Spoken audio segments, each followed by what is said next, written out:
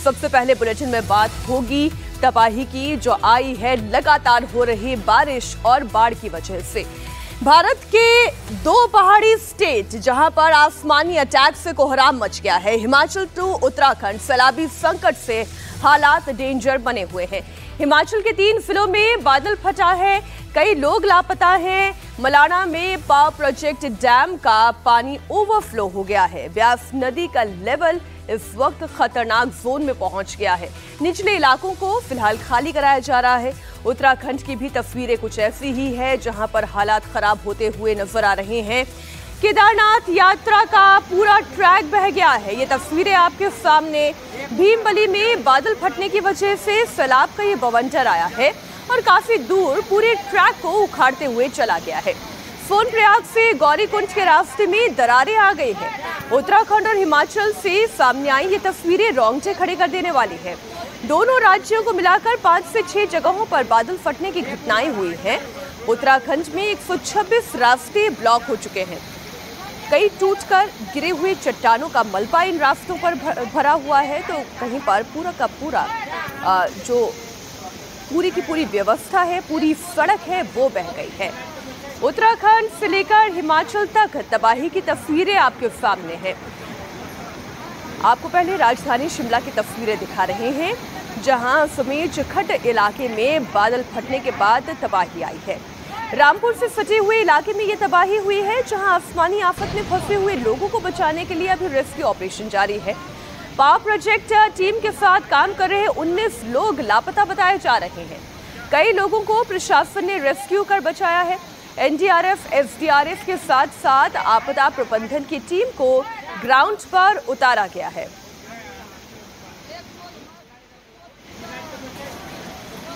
ये एक तस्वीर देखिए, कितनी भयानक तस्वीरें हैं।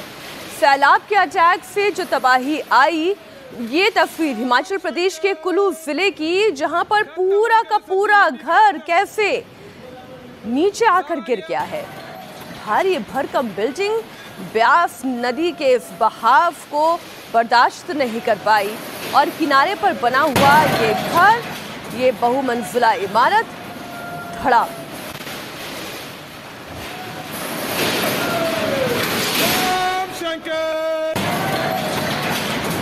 Ground floor, first floor, second floor, ऊपर 3rd फ्लोर, पूरी के पूरी नीचे एक साथ पानी में जाके खत्म। अंकल सब्जी मंडी खत्म।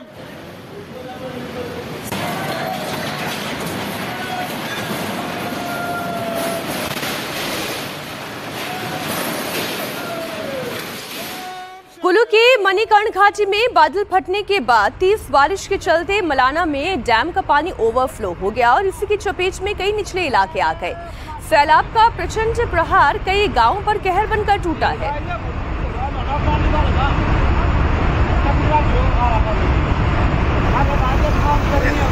चल दुकान चल बोले।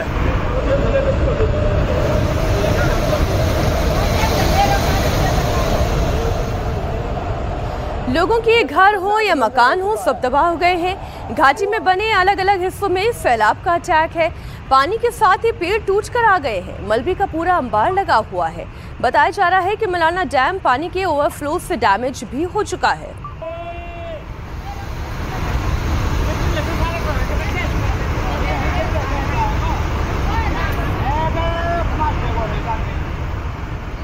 उत्तराखंड में भी 3 अलग अलग जगहों पर बादल फटने से हालात बेकाबू हैं। टिहरी, गढ़वाल, अल्मोड़ा के जागेश्वर और केदारनाथ ट्रैक पर बादल फटा है। तस्वीरें केदारनाथ यात्रा पैदल रूट की हैं। यहां भीमबली में बादल फटने से सैलाब उमड़ आया है। पानी के प्रचंड वेग से पूरे इलाके में दहशत है। केदार घाटी में भीमबली के बाद बादल फटने से कई रास्ते उखड़ गए हैं। और ये रामबड़ा से कुछ पहले की वीडियो है। यहाँ पर भी बादल फटा है रात को। यहाँ पर जाने के लिए नहीं है, इसलिए वीडियो नहीं बनता है।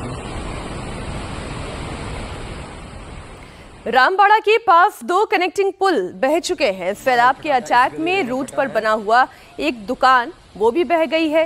केदारनाथ रूट पर यात्रियों का जत्था इस वक्त फंसा हुआ है, जिन्हें यहां से रेस्क्यू किया जा रहा है। यहाँ पर एक गोदाम था जिसका कोई पता नहीं है।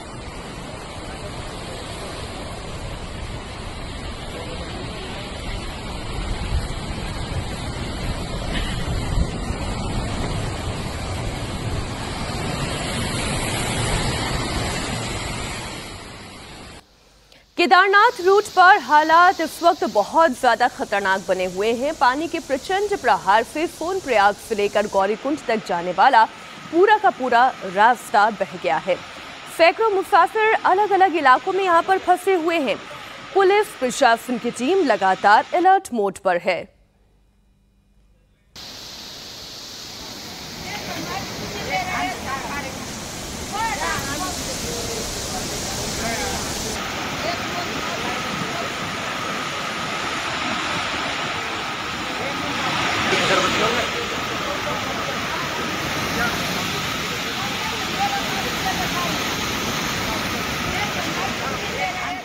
हल्द्वानी में तेज बारिश का कहर लगातार जारी है। कालाजुंगी में पानी के तेज बहाव में कार बह गई। कार सवार 2 युवक किसी तरह बाल बाल बचे हैं। इससे एक बड़ा हादसा होने से टल गया। आप वीडियो देखिए जिसमें साफ दिखाई दे रहा है कि कार देखते ही देखते इस नाले में बह गई है, क्योंकि नाले में पानी का बहाव इतना तेज हो गया है। गनीमत ये रही कि उसमें सवार दोनों लोग सकुशल बच गए। बताया जा रहा है कि ये दोनों लोग कार से नाला पार कर रहे थे। उनकी कार मलबे में फंस गई। ये देखिए तस्वीर। और इसके बाद पहाड़ों में तेज बारिश के चलते एकाएक नाले में भारी पानी का बहाव हो गया और इसमें कार बह गई।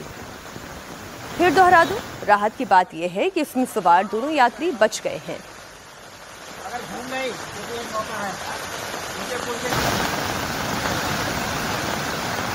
अल्मोड़ा के प्रसिद्ध जागेश्वर धाम में भारी बारिश के बाद जटागंगा का पानी उफान पर है। मंदिर के योग मैदान के पुल के साथ साथ घाट में भारी जागेश्वर से ऊपर की तरफ जो पहाड़ों पर बादल फटने की वजह से नदियों में पानी आया है, लगातार नदियों का जलस्तर बढ़ता जा रहा है। बहुत नुकसान हुआ है, दीवारें गिर गई हैं। जिलाधिकारी यहां पर जानकारी के बाद जब पहुंचे तो फिर शेरघाट क्षेत्र में और जयगन नदी में जलस्तर बढ़ा हुआ पाया गया।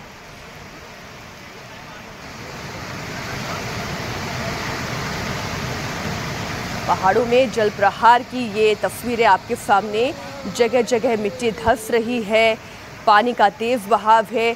जो पहाड़ी नाले हैं उन्होंने नदी का रूप ले लिया है और लगातार जो यहाँ से आने जाने वाली गाड़ियाँ हैं, हम तो यही सलाह देंगे, मौसम विभाग की ओर से यही सलाह दी जा रही है।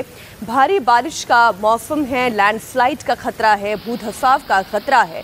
तो ऐसे में पहाड़ी इलाकों में किसी भी तरीके की यात्राओं से इस वक्त पूरी तरह बचने की आवश्यकता है। ये तस्वीर आप देखिए। मंडी जिले की एक तस्वीर आपके सामने है। पानी के प्रचंड प्रहार की चपेट में पूरा का पूरा मंदिर आ गया है।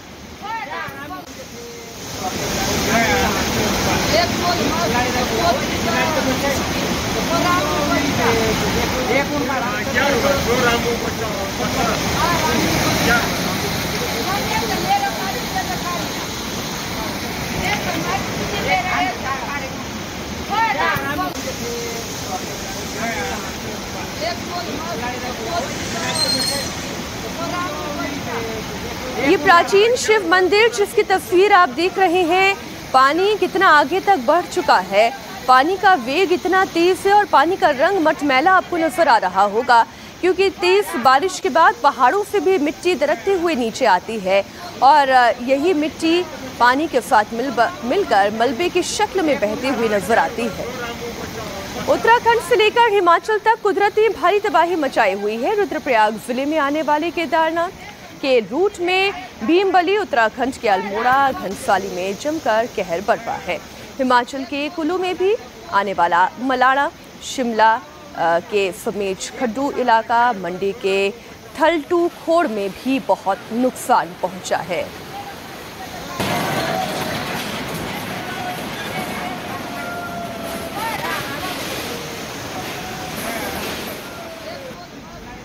इस वक्त मनाली हाईवे की तस्वीर आप देखिए, आपके रोंगटे खड़े हो जाएंगे।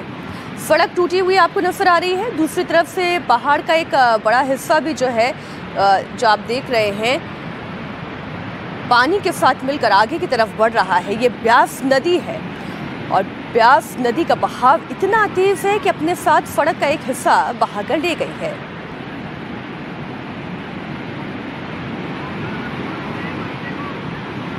हिमाचल प्रदेश के मंडी जिले में बादल फटने के बाद ये तबाही के निशान आप देख रहे हैं।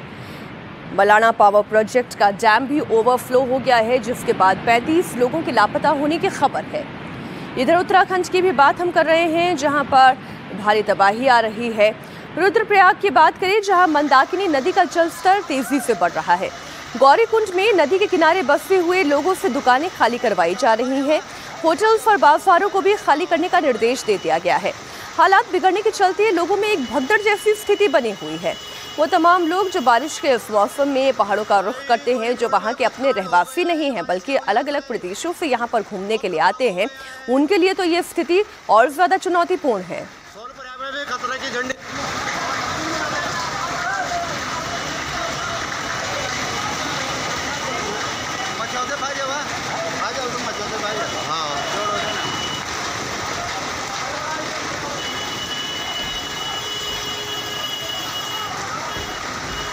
गौरीकुंड में कुछ कांड हो गया है, बारिश के वजह से बहुत खतरा हो गया है।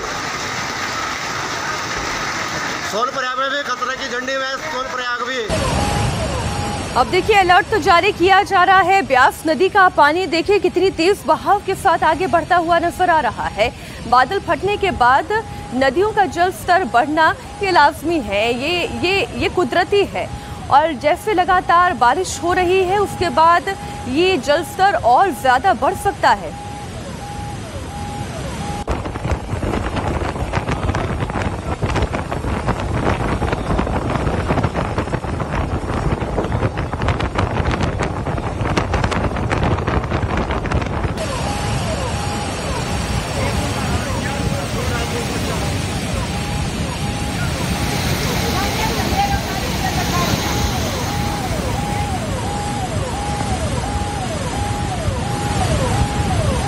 एक खबर देहरादून से भी आपके सामने रख दे। हिमाचल प्रदेश के अलावा उत्तराखंड की अगर बात करें तो यहाँ पर भारी बारिश की वजह से भूस्खलन की घटनाएं सामने आने लगी हैं। ये 126 मार्ग की तस्वीरें हैं, जहां पर आवागमन इस वक्त पूरी तरह से ठप हो गया है। आप देखिए, पहाड़ का कितना बड़ा हिस्सा टूटकर सड़कों पर आ गिरा है। मलबा सड़क पर बहुत ज्यादा होने की वजह से यहाँ से आना जाना तो मुश्किल है। जेसीबी को काम पर लगाया गया है और यहां से मलबे को हटाने का काम जारी है। हिमाचल से लेकर उत्तराखंड तक सैलाबी संकट की वजह से जहां जहां पर स्थितियां बहुत ज़्यादा मुश्किल बनी हुई हैं, वो आपको बता दें कहां कहां कौन सी घटनाएं सामने आई हैं इस तबाही की वजह से। जो उत्तराखंड है, पहले वहां की रिपोर्ट आपको दे दें। 4 से 5 एरिया ऐसे हैं जहां पर बादल फटने की घटनाएं सामने आई हैं। केदारनाथ का जो ट्रैक है भीमबली के पास का, वो ट्रैक बह गया है। कई जिलों में लैंडस्लाइड की घटनाएं आई हैं और 126 रास्ते फिलहाल के लिए बंद कर दिए गए हैं। बॉर्डर रोड जो कि है वहां पर भी बड़ा डैमेज हुआ है, उसे भी अभी रिपेयरिंग की आवश्यकता है। कई और जिलों में इस वक्त भारी बारिश के बाद लैंडस्लाइड के लिए भी रेड अलर्ट जारी किया गया है। अपडेट आपको हिमाचल प्रदेश की दे दें। 3 से 4 जगह से बादल फटने की घटनाएं सामने आई। मंडी में भी और रामपुर में भी बादल फटने के बाद भारी बारिश हुई है, जिसकी वजह से कुल्लू की एक तस्वीर हम आपको बता दें, जहां बिल्डिंग जमींदोज हुई। पूरी की पूरी 3 मंजिला इमारत अचानक से नदी के बहाव को नहीं बर्दाश्त कर पाई, वो नीचे आ गिरी। ब्यास नदी इस वक्त डेंजर लेवल से ऊपर बह रही है। पावर प्रोजेक्ट का डैम जो है वो भी ओवरफ्लो हो चुका है। घर मकान तबाह हो गए हैं। अभी तक 35 लोगों के लापता होने की तस्वीर सामने आई है, ये खबर सामने आई है। आइए अब आपको कुछ अपडेट बिहार से भी दे देते हैं। बिहार के रोहतास जिले की तस्वीर, जहां पर इस वक्त पानी का बहाव कितना तेज है। ये तस्वीर वाटरफॉल की है, जहां पर अचानक बाढ़ आने के बाद 35 लोग फंस गए हैं। वाटरफॉल के दूसरी ओर फंसे हुए लोगों में एकाएक चीख पुकार मच गई। पहले आप ये तस्वीरें गौर से देखिए।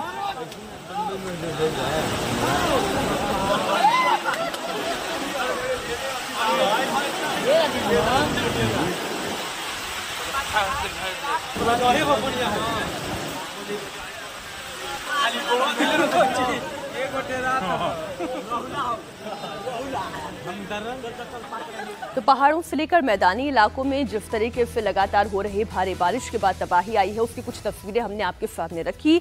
लेकिन बात राजधानी दिल्ली की भी होगी।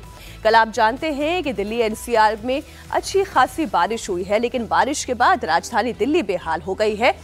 उत्तराखंड से लेकर हिमाचल प्रदेश तक जहां हाहाकार है, तो वहीं दिल्ली में बारिश का आज भी येलो अलर्ट जारी किया गया है। कल रात दिल्ली में हुई भारी बारिश के बाद राजधानी पानी पानी हो गई है। बारिश ने एमसीडी की सभी तैयारियों के पोल खोल दिए हैं। बारिश की 14 घंटे के बाद भी दिल्ली में जगह जगह जल जमाव देखने को मिल रहा है। जल जमाव की वजह से दिल्ली में आज स्कूलों में छुट्टी घोषित कर दी गई है। कल रात दिल्ली में करीब 3 घंटे तक बारिश हुई, जिसके बाद पूरी दिल्ली पानी पानी हो गई। आईटीओ देखें, राजेंद्र नगर देखें, एम्स हो, शांति पथ हो, दरियागंज हो, ताल कचौरा हो, मानसिंह रोड हो या मोती बाग हो, जहां जहां से गाड़ियां गुजर रही हैं, वहां देखिए पानी कितना ज्यादा भरा हुआ है। और कांवड़ियों की परिस्थिति तो समझिए, उनकी चुनौती तो समझिए। इसी पानी से गुजरते हुए उन्हें जाना पड़ रहा है। बड़ी विकट परिस्थिति है। ये देश की राजधानी दिल्ली राजेंद्र नगर की स्थिति देखिए, सीढ़ियों से ऐसे पानी बहता हुआ आ रहा है मानो जैसे कोई वाटरफॉल हो। मैं आपको राजधानी दिल्ली के आईटीओ की एक तस्वीर दिखाती हूँ। ये दोनों ही तस्वीरें आईटीओ की ही हैं। एक रात में करीब 8 बजे तक इतना पानी आया कि ये तस्वीरें कैसे बदल गई। रात 8 बजे से लेकर सुबह 8 बजे तक पानी है कि कम होने का नाम ही नहीं ले रहा है। 12 घंटे बीत गए हैं, ये पानी की निकासी ही मुश्किल है।